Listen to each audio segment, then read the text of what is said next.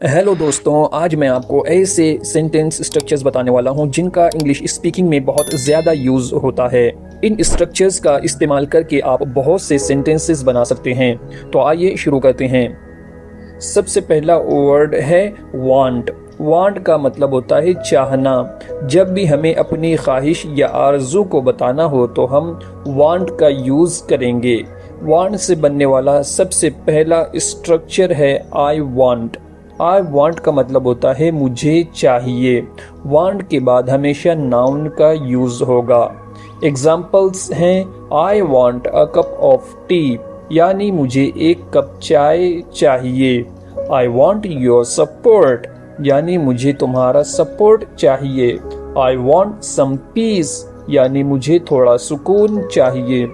I want more time, यानी मुझे और वक्त चाहिए। I want a better job, यानी मुझे एक अच्छी जॉब चाहिए। दूसरा स्ट्रक्चर है I want to. I want to का मतलब होता है मैं करना चाहता हूँ।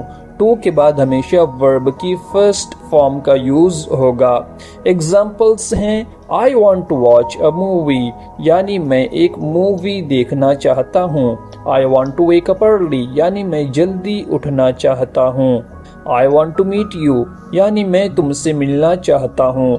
I want to abandon my job, यानी मैं अपनी जॉब छोड़ना चाहता हूँ।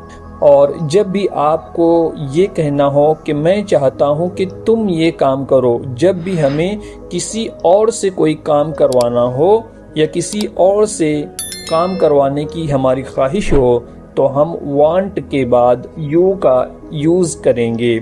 जैसे I want you to do something, ये फार्मूला है, यानी मैं चाहता हूँ कि तुम कुछ करो। एग्जाम्पल्स के जरिए इसे और अच्छी तरह समझने की कोशिश करते हैं।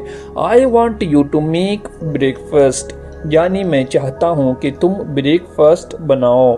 I want you to pay for me, यानी मैं चाहता हूँ कि तुम मेरे लिए पे करो। तो जब भी हमें किसी से कोई काम करवाना हो तो वांट के बाद यू का इस्तेमाल करके हम सेंटेंस बना सकते